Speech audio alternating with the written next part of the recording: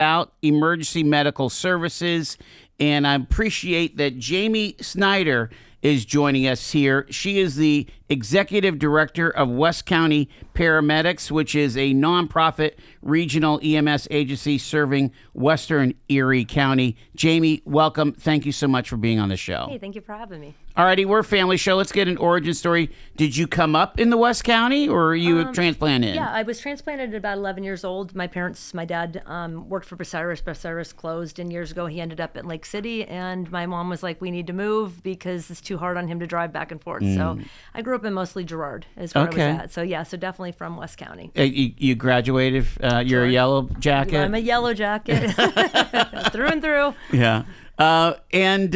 Your background, though, is in education. Talk a little bit about your career journey a bit. So I was one of the first first emergency medical technicians at West County Paramedic Association. I had started nursing school after high school and went to a year of it and decided, you know what, this just isn't for me.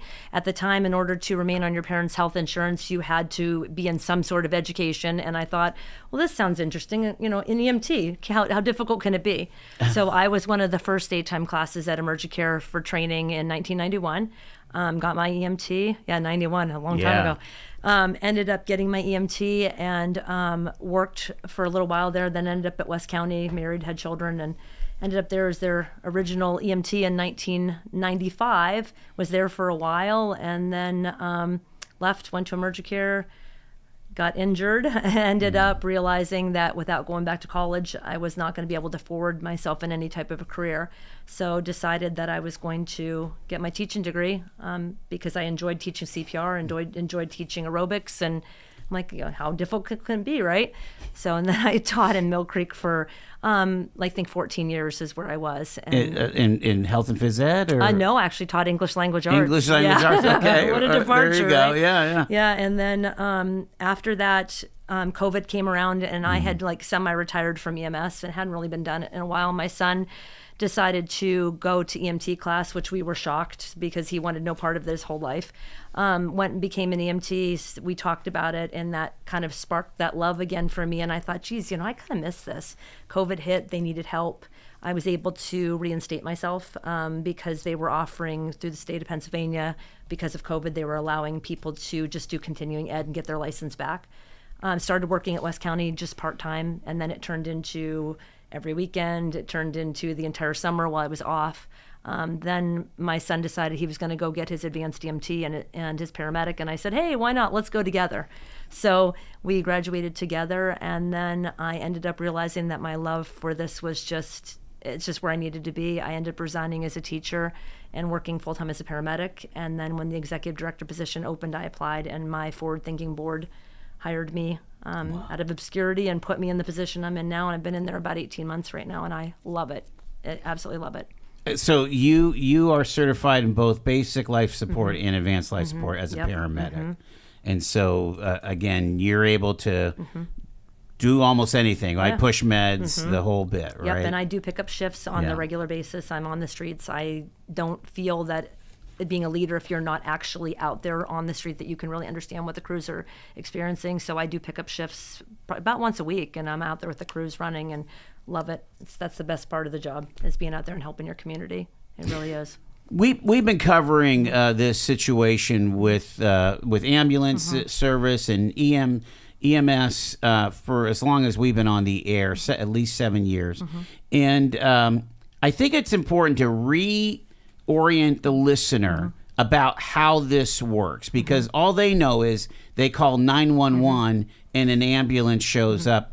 And like if you're in the city, you might get an Erie firefighter engine and EmergiCare. If you live in Mill Creek, you might get MFD or volunteer fire department and Mill Creek paramedics.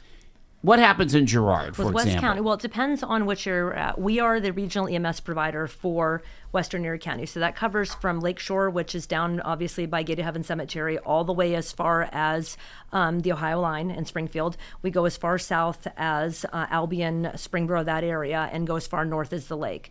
So in Western Erie County, when you call 911, depending on where exactly you are living at that point, if you're in Fairview or Fairview Township, if you are in Girard, Lake City, Platia, Springfield, Albion Borough, you're going to get West County as the ambulance. If you're in Cranesville Borough, Elk Creek, or Conneaut, you're going to get West County for your advanced life support, but the basic life support will come from Cranesville Fire Department. But the other areas, primarily, you're going to get us. The volunteers in Girard and Lake City still have retained their ambulance. If they're able to get a crew together, they will provide a crew for basic life support, and then we will provide the advanced life support as needed. But if they're not able to, you are guaranteed that you're going to get an ambulance from West County one way or the other. And do most of the volunteer fire departments roll first responders as you roll your ambulance? During the daytime, no. Everyone's experiencing, crisis. People working now. The volunteer way that things used to be, 20, 30 years ago just isn't there. People aren't able to have that time carved out during the day to respond to emergencies like they used to be. In the evening, yes, we'll see a little bit more because people aren't working. But for the most part, it's primarily us that's on scene for most of the calls, except like in Cranesville, because they do have a paid service on. Okay. So that's that's different than what other parts of the community, right?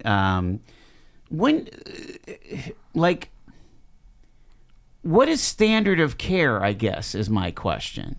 How does that, why is it that the fire department rolls, let's say, in the city, whereas it may not have to roll in West County, for example? I think in the city of Erie, they may have it set up for certain types of calls. It could be, I don't exactly know their situation. It could be if there's a delay. It could be the type of call that they have them go on. They do dispatch what's called QRS for us, which is quick response service. And if somebody's available, they will come. I will tell you, the higher acuity calls, we do get people that will come to help. If it's a cardiac arrest or a very serious motor vehicle accident, a lot of times you will get somebody that will respond from the fire department for that. Okay. They do. But the things that are kind of more benign, they're lower acuity calls, usually they leave it to us to handle unless they really feel that they need it. The city... And your fire department partners out in West County, are any of them paid staff? Just Cranesville. Just Cranesville. And that's why they're running their own ambulances. Yeah, the rest of them are all volunteers, or some have given up their ambulance altogether. Fairview Fire Department, Lakeshore have given up their ambulance, Platia, Springfield, because they recognized they weren't able to do what they needed to do. And then during the day, actually all the time for Girard Borough, Girard Township, and Lake City Borough, West County is designated primary, which means that we, whether it's advanced life support or basic life support, we are dispatched in that call primary. Again, as you observe this system, and we're only talking Erie County here, it could look totally different in Crawford, it could look totally different in Dauphin County and Harrisburg or whatever. Is it interesting to you or concerning even that there's a lot of different ways that people are approaching basic and advanced life support in Erie County? Yeah, I think it's definitely, I almost feel like we need to all get on the same page and start to regionalize resources and start putting things together rather than everybody struggling. It would be nice if there was a way that we all could be sharing the load together. And I don't know what that would look like, and that's something that maybe, the new county executive will address, as she gets further into her tenure. But, I mean, if you take a look at it over the state, there's no one way people are doing things. There are ways that people are doing things in the state that are better than others, and there are ways that they're doing that are worse. But I almost feel like we need to come together as a group and figure out, how are we going to attack this together as the agencies? Does that mean, employee sharing? Does that mean resource sharing? Does it mean redivvying up areas? I don't know what that looks like, but that's something that we need to start looking at going forward, of how are we going to attack this before it becomes unsustainable. And that's kind of where I'm worried that we're heading. I'm already hearing chatter, and again, the county executive was here last week, about if you have a low acuity call, 911 call, that you would maybe get on a punch list, if you will, on a route, right? That somebody will get to you, but if it's a ingrown toenail, which is horrible to say, but if it's you stubbed your toe, maybe you even broke your toe, you're not an immediate life-threatening crisis. We're going to get to you, but it may not be in the next 7 minutes. It might be in 70 minutes. Correct. How does that feel to you guys in West County? It's not affecting us the same way because we are running.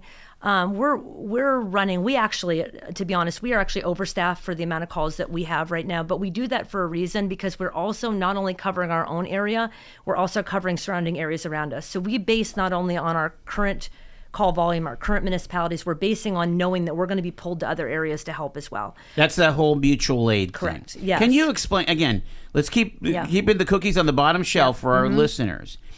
How does mutual aid work, and is there a limit to mutual aid? Yeah, that's a tough one. So mutual aid works is when, I'll give you an example. West County paramedics, during our daytime, we run two ALS trucks, which are advanced life support, out of our headquarters. We have a basic life support truck in our Fairview location, and then we have a basic life support truck running out of headquarters. And then in case of emergency, break glass, my office manager and I also can go on the road because she's an EMT and I'm a paramedic. So at any given time, we could have 5 trucks on the road if we needed to. There are times, and it does happen, where you will call for an ambulance in, just say Girard, and all 5 trucks are out. We've had 5 people call for an ambulance all at the same time, and we don't have any available resources. So what they would do is they would go to the next available department that had a resource that is what you need. So whether that's Central Erie County Paramedic Association, whether that's Cranesville for a basic life support, whether that's Mill Creek Paramedic Service bringing an ambulance out that way, that's how mutual aid works. We all have a mutual aid contract that we've all signed that says, if we get into a situation where we do not have an available resource, that we will cover for each other to make sure that that community member does not go without an ambulance when necessary. And that's all coordinated by a software system that you all work off of. Yep, the CAD system. Yep. Yeah, the 911 center. it's a phone app. I've seen it. Yeah, it's impressive. I mean, they have it programmed down to you would be shocked at the levels and layers that they have of this. How far they have it programmed down to where you go, who goes next, who's available. And there's glitches at times, but it's pretty amazing, and they do a very good job with it. Jamie Snider is our guest here. We're going to take our first break. 4:19. It's Talk Erie.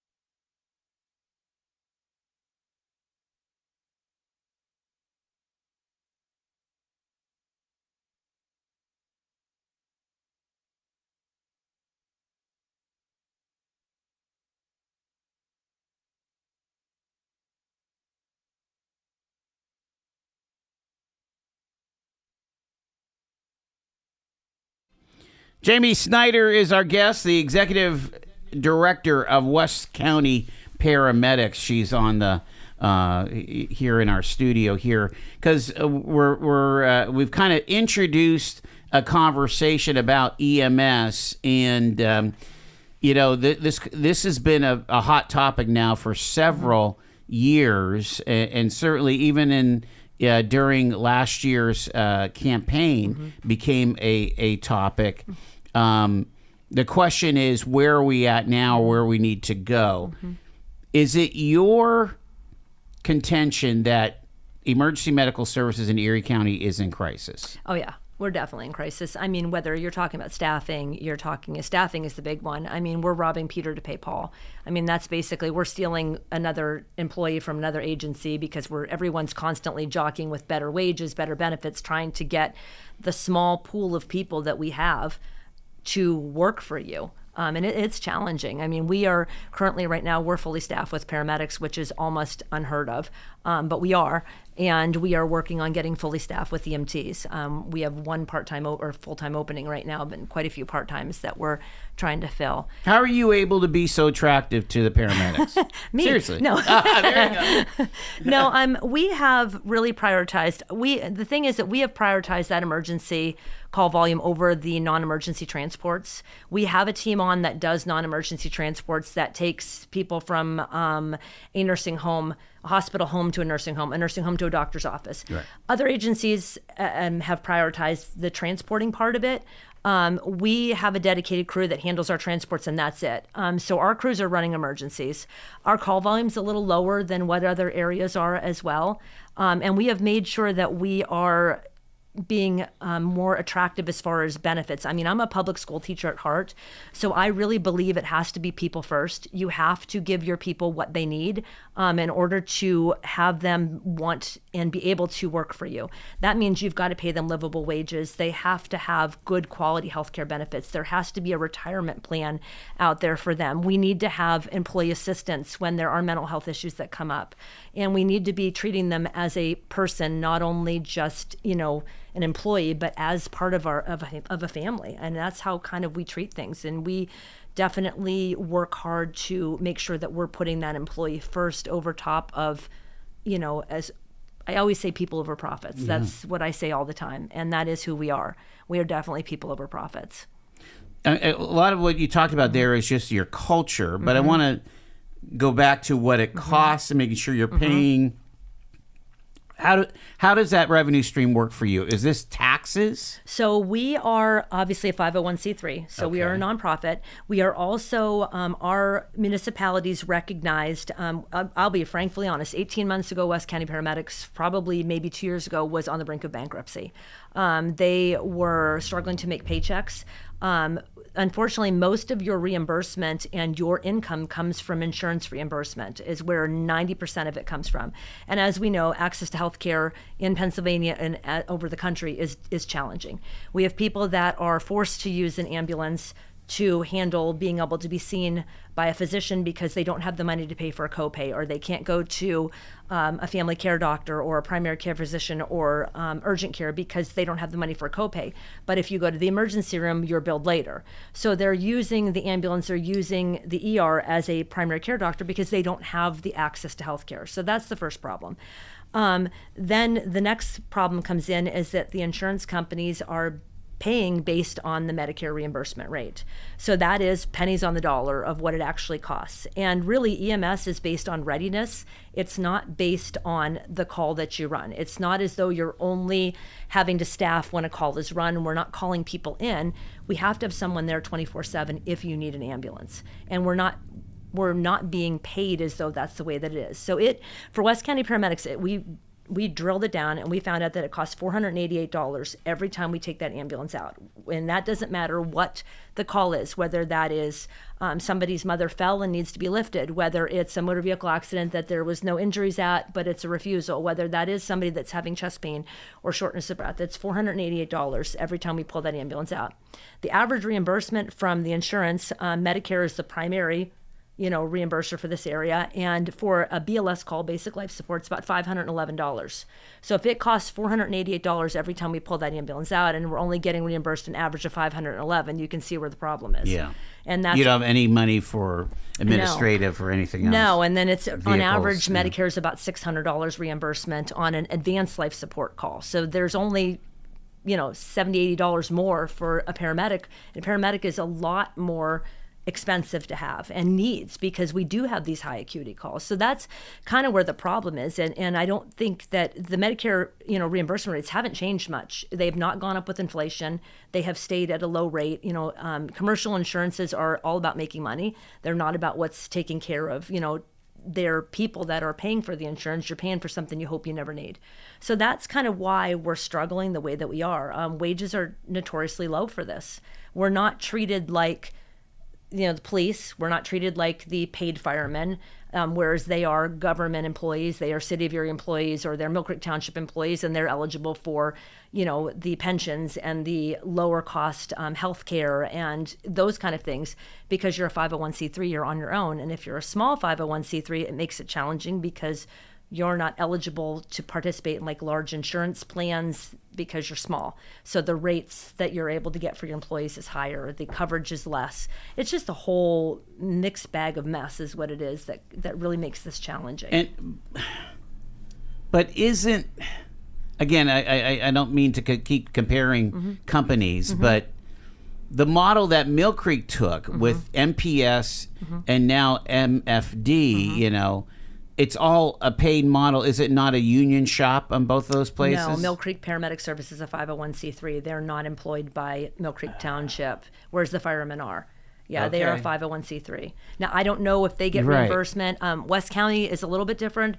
Our municipalities came together 18 months ago and made the decision that without putting a per capita tax in, that it was not going to be sustainable for West County to continue the way that it was. So they do a per capita tax. If you're only getting BLS service from us, basic life support, it's so much. If you're getting advanced life support, it's so much. And it works out to, if you do ALS and BLS, it's $12 per taxpayer is what it is. That basically you are charging the townships who's turning around and maybe charging that tax. Right, whether it's an EMS tax or if it's, through their, through whatever funds they have. Even though it's only 12% of our budget, it's guaranteed that it's going to be there. Yeah. And if we find that we need more, we're able to go back and negotiate with those municipalities. I mean, it's kind of that difference maker of whether you go under, correct, or that you're able to pay your bills. Correct. Sounds like. Yeah, without the municipal support. Can you imagine what your diesel bill is these days? Yeah, we know what it is. We're lucky that Fairview Township does provide us. We have to pay for the gas at the municipal rate. So, but it's still. It's a lot right now. Wow. Yeah, it's ridiculous. Those are very large trucks that are ambulances. And they don't get very many miles to a gallon. No, not at all. No. Jamie Snider is our guest here. We're going to take our bottom of the hour break. Again, this EMS situation is one that will pull your hair out sometimes, or that'll draw you to pull your hair out, because it just seems like there would be standardization and best practice that everybody would go through, but that's not how this whole thing developed over the decades here. We'll get into more of that with Jamie after the news.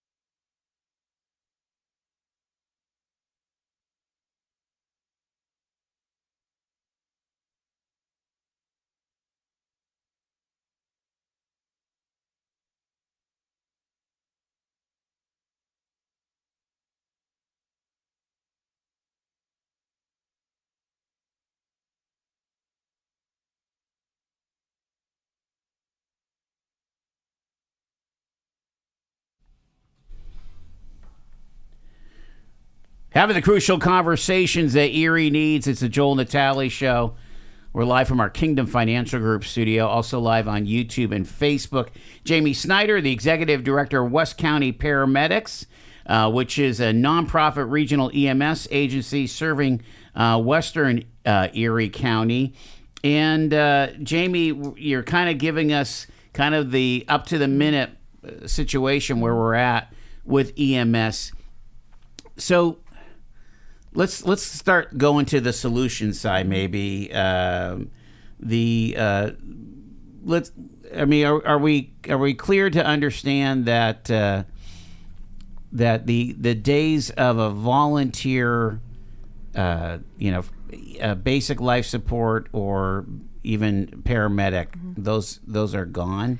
I mean, they're definitely dwindling. I mean, if you look across, especially Erie County, it's very, very few agencies that are running, most of their calls as a volunteer agency without paid service without paid staff. There's very few. I know Greenfield does a great job out towards Northeast Way of running their calls as a and complete again, volunteer. we hear about them. I mean, it's such an exemplary situation that you hear about it. Yeah, but for most of in order to be successful with it, in order to really cover those calls, a lot of people have gone and put paid staff on. East County wise, they have. Our area, like we said, has decided to just kind of go ahead and roll that ambulance service over to us and let us take it over. And without that, I mean, it's really difficult to, provide that staffing. Wow.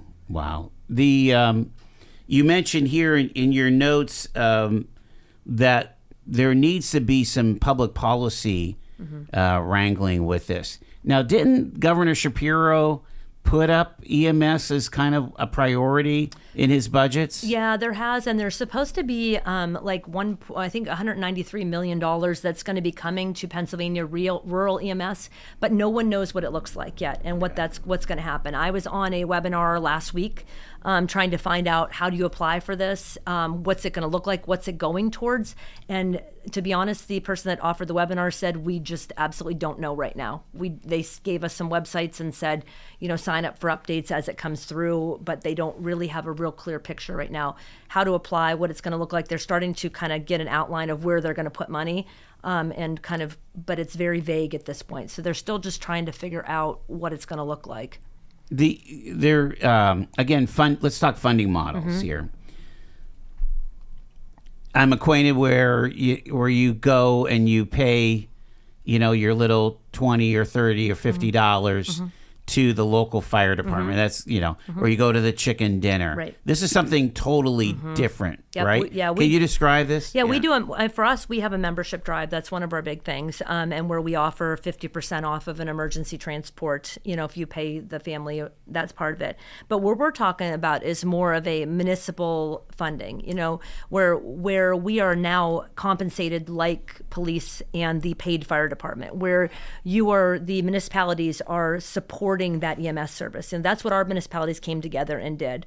And it has been a lifesaver for us. They have invested in us. They recognize that it is their responsibility to assure that there's fire and EMS coverage for their municipality. And they have put money in to make sure that happens. And that's really what needs to happen. The municipalities need to start, saying, okay, that is our responsibility. We are responsible by law to provide fire and EMS coverage for our constituents. We have to assure that happens. And that means that we're going to have to start putting money in towards that instead of relying on that volunteer model as that they have for years. They've relied on the volunteers to provide EMS coverage, and fire coverage. And it just isn't there anymore. And it's no one's fault. It's just the change in culture. It's the change in society. I mean, it's a change in finance. It just is as it is. So it needs to happen. A lot of our, in order for us to get ambulance, we have to get them from grants. A new ambulance right now is about $300,000 for an ambulance. And that doesn't include any of the equipment that's in it. That's just the ambulance itself. And there is a wait time on getting an ambulance right now. We're still dealing with post-COVID production issues. We got one new ambulance that had been on order for over almost a year by the time we finally got it. And it was supposed to have been delivered in a couple months. And that was what they call a demo. It was off the line, preset with no specialty order. It took us nearly a year to get because of the fact that it was back ordered. I'm hearing there's some consolidation happening too when it comes to emergency equipment. Like that there's only one or two companies that make fire trucks, Right. and there's just a few that make ambulances, Right. and that's putting price pressures on the equipment costs that are more market based rather than what it really costs. Oh, absolutely. I mean, you look at equipment. I mean, the equipment we carry, we have what's called a Lucas device, which is an automatic CPR. We only run crews of 2. In the middle of the night, you cannot guarantee that you're going to get help. If somebody goes into sudden cardiac arrest, we have what's called the Lucas. It's automatic CPR device. It puts on, it's able to do reliable and stable compressions. It allows us to be able to get that person out of the house and be able to do the ALS and BLS interventions we need without having worrying about doing CPR. They run about $25,000 for one equipment. That's it. And we just recently accidentally slammed a charging cord in a door and broke it. $500 to replace the charging cord. Oh my goodness. Oh yeah. So it's the equipment's not with the economy is the way that it is. The equipment is just going up and up and up. Gas prices are going up and up and up. Insurance reimbursements are staying the same.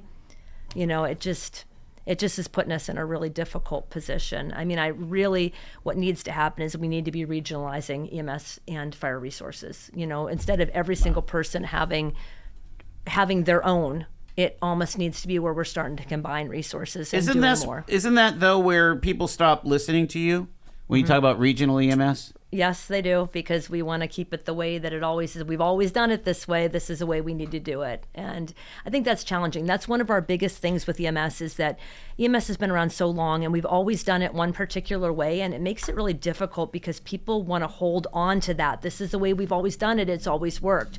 Well, times have changed. We need to start looking at, things are not the way they were 5 years ago. They're not the way they were 10. We need to start making big, bold changes that are going to may or may not work, but we've got to do something different than holding on to what isn't working anymore. What do you think the positive changes would happen? Let's say if a regional EMS was adopted in Erie County, and we're talking about including the city, correct? Okay. Yeah, I think you'd be sharing resources. I mean, we look at with where we are in West County right now. We are the regional EMS provider for Western Erie County. And I'm not saying like regional everywhere. I mean, I'm just saying that what would make more sense is instead of us having all these little pockets of areas, it might make sense to have a Western Erie County, an Eastern Erie County, a Emergicare City, and then Southern Erie County, which covered, Edinburgh and all that. And maybe instead of us having... So still some different organizations, right, but not still so many. Instead of having 10, maybe having 4 that are able to do it better all at once would make a little bit more sense. Well, that doesn't seem like that would be that much of a hard lift. You would think, but you've got to have, everybody has to come together and kind of, make that decision to be able to see the, the greater good. We have seen with the regional on our end, we have improved response times. We have improved patient outcome because we are on 24/7. We are there 24/7. We are awake 24/7 versus before when you're calling in 911 at 3:00 in the morning, somebody has to get up. They have to get dressed. They have to go to the fire department. They have to get the ambulance out. They have to wait for somebody else to go. We're there. We're ready to go. And we're running out the door. And that does help. And that is not in any way a negative towards the volunteer fire department because God love them, because without them, we would not be where we were all this time. And we sure appreciate in the middle of the night when we call for help that they come.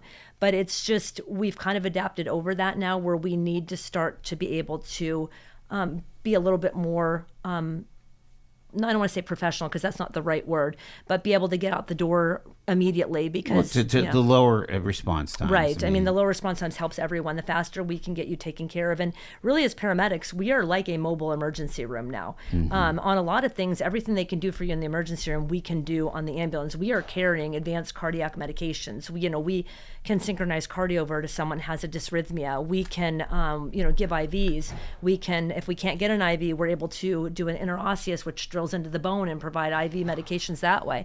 But paramedicine has continued to evolve into where, like I said, we are really a mobile ER is what we are. Wow. So, and it's amazing the level of knowledge that you need to have as a paramedic now, because you are relying on instinct versus being in a hospital with diagnostic equipment. You have a very little amount and you have to know, what's going on with that patient by pathophysiology. And so it really requires the best of the best.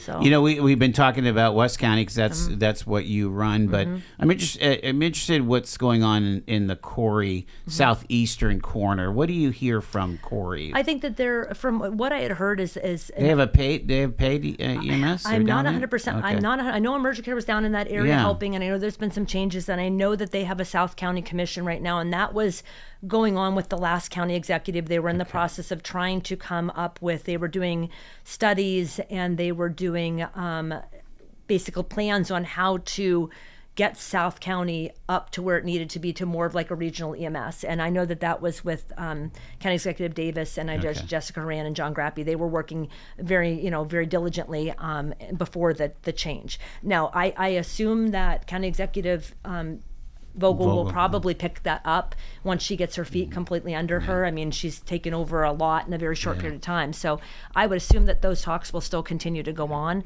and see where they're. I know we have been reached out to, and they had asked questions of how we were doing things. And same thing with East County. We had, there were some questions that were asked, and they were using us kind of as a model to help East County get where they were. And we heard about that, that East County was adopting a lot of the same model.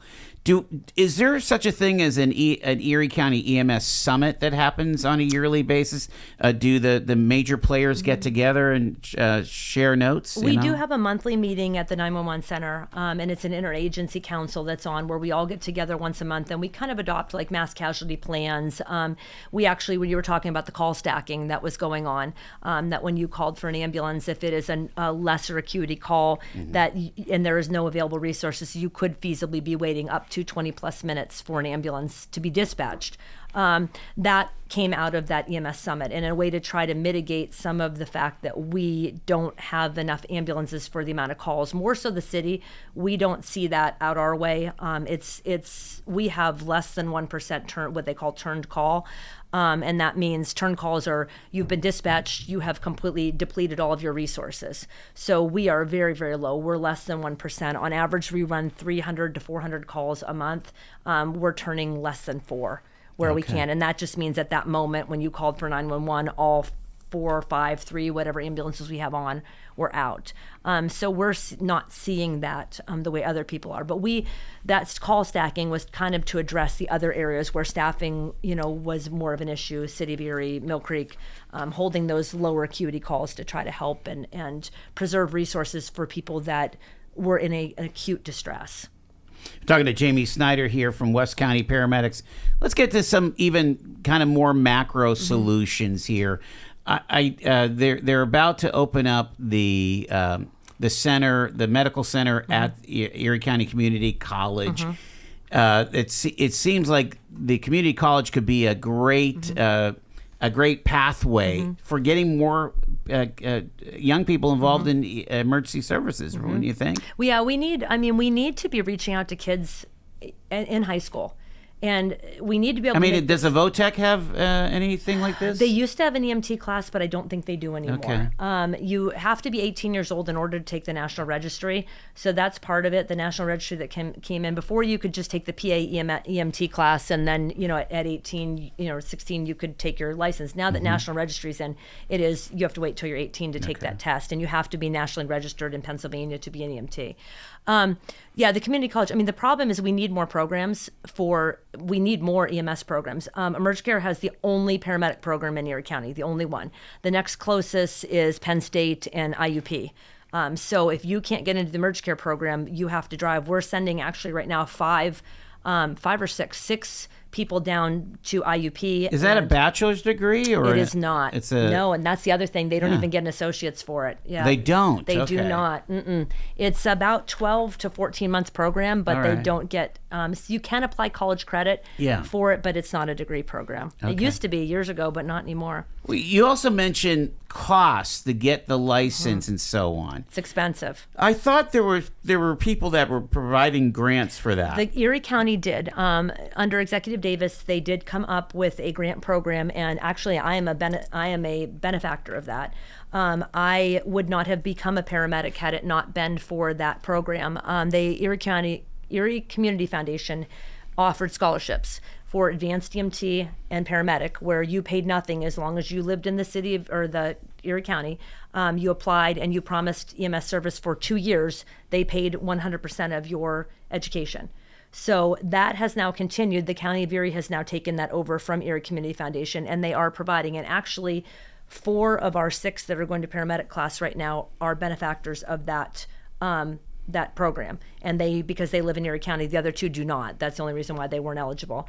But they didn't have to pay a thing for class. The County of Erie paid for all of it, which is huge, and that is a huge step in the right direction. They needed to do that because these people do not, at the wages they can't afford it. It can cost up to $18,000 to get your paramedic license. Wow. Which is a lot of money for somebody that's sure making is. $22 an hour. That's difficult. Well, let's talk about that then. Let's talk about wages. Again, it sounds like you have a great culture at West County, but you also pay well. I would say nowhere near what they should be paid. Okay. Yeah, they need to be paid a lot more for what they do. So what are ranges here? Because again, you're dealing with somebody's life, especially Right. when you're a paramedic. When I took over 18 months ago, the EMTs were making $17 an hour. Is what they were making. So that's Hobby Lobby money. Right. Or Target money. Yeah, or up to starting now, we're 21, 25 with no experience, but then we go up from there if you've got experience. Our Okay. paramedics, when I took over, they had just gotten a raise to 24. They had been 19 right before that. They're now up to 26. Your paramedics are $26? Yeah. Okay. Yep. And Okay, experience it's 52 grand a year. I mean, that's pretty good. It's below Erie County household income wages. Right, and we're below the national average as well. Yeah, as far as- what even Pennsylvania? Yeah. What does a paramedic make in PA? It varies. I mean, Is it in the 60s usually? It's there between 25 and 27 is where Okay. Erie is. Yeah, I mean, but you look out in Las Vegas and California, it's $35, $40 an hour. Right, But their yeah. cost of living's a lot higher Exactly. too. So yeah, I mean, we're not that far off. I mean, we have tried to stay above the industry where we're at to attract, and we would love to pay them a lot more. Is the state weighing in on any of that? No, not at this point. We've not heard anything from that. I mean, they know there's a crisis, but we need. Well, to, and it's yeah. mixed in with all the other crises, Correct. right? The Correct. personal care assistance, right? I mean, you think about all the yeah. things that are human on human interaction, and they seem to be some of the lowest paid Correct. things. Yeah, I mean, if you look, I mean, even to go to a nursing home, and we always have trouble with EMS with nursing homes and being called constantly for things that really aren't an emergency. But if you're looking at the staffing that's there, most of them right now are not, used to be like Pleasant Ridge Manor. You had your own certified nursing assistants and they were there and they paid well and they, you had these people that were lifers. That's not the case anymore. A lot of times they're using agencies, like staffing agencies, to cover, and you can tell because they're in different color scrubs than the staffing. And there's definitely a difference in when they're using a staffing agency, that person may not work there all the time. It may be just filling in for that day, so they don't know that resident is versus somebody that's there all the time. So it makes it really challenging, for them too. There's a lot of facets that, healthcare is the bottom line of all of this, and we as a state and as a nation have got to figure out how we are going to get people access to healthcare. I mean, we're looking right now at starting a community paramedicine program out in West County. I was nominated as one of the women making history for the Mercy Center, and Yes. I was surrounded by women that were making such just a substantial difference in the community, and I left there just humbled at I'm not doing enough. Like, we need to do more for our residents of Western Erie County than we are. And we are definitely looking into trying to start a community paramedicine program out there so that we are maybe able to tackle some of these issues where people are calling the ambulance repeatedly for things that maybe don't need to go to the hospital but could be treated in place. Also, people that have been discharged from the hospital, maybe they don't qualify for a home health nurse but could use somebody to come in and check their medications and things. And I think of my own father. He had a stroke on my birthday last year. And thank God he was able to, and he allowed me to let him move in with me for a short period of time. But I think about how confusing that was for him. He had all these new medications that he had never been on before. And just recently, he's on Plavix, obviously, for the stroke, which is an anticoagulant. And he is having trouble with his knees. So he went to the store and picked himself up some Motrin. Well, you can't take Motrin and Plavix together because they're both they both are thin your blood. They're NSAIDs, yeah. Right, and so it's that kind of thing. I mean, and I see that with my own father, who's got me as a resource, who's checking on him incessantly. These other people, what do they have? If they need the resources and somebody to be able to age in place, they need to be able to get those to be taken care of at home. And that's what we're looking at to see if we can maybe make a difference that way, which would then in the long run save money for the emergency rooms, save money for the taxpayers and insurance company by trying to treat some of these people where they're at and see if we can get better access to healthcare for people in our community. So that's kind of my next tenet of where I'd like this to go. This is going to sound political, but I'm going to say it anyway. Again, if we were to put even a quarter of the emphasis that we did over COVID toward what seems to be an insolvable problem of emergency medical services, we could probably solve the problem. Probably. With a quarter of the emphasis. Yeah, I mean, if we could this is a public health crisis. issue. It really public is. Health crisis. I mean, if we could get first and foremost, they need to start talking to Medicare, Medicaid, the insurance companies, and get that reimbursement up to where it needs to be. I mean, that's the first problem. We also need to be looking at how EMS is funded, and it needs to be funded more like we're doing police and fire, and not as an afterthought. We're, like we said, we need to be paid for readiness, not only when we're on a call, because we do have to be there 24/7, just like the other agencies are, but we're not treated that way. So this is a conversation for your county council person, Ellen Schulman, right? Oh, I love Ellen. She's fantastic. And you got Charlie Bale, who represents the West County in the state, in the state house, and of course Dan Laughlin in the state senate. Yeah, right? we've been having conversations with. I just actually had a conversation with Senator Laughlin's aide just the other day about funding and things like that, and we've been making a lot of connections with people in the state to try to get our voice heard. So farther down it's hard because we're way up here, and they're down there. So that's the hope that we can get this in front of people. Well, Jamie, I hope that you'll keep in touch. Absolutely. And let us know if we're moving the needle at all here. I feel like even for County Executive Vogel to bring up EMS as a significant topic in our chat last week shows me that this is really high on her radar. Yep, I agree. I absolutely agree. And I actually have a meeting with her on Friday.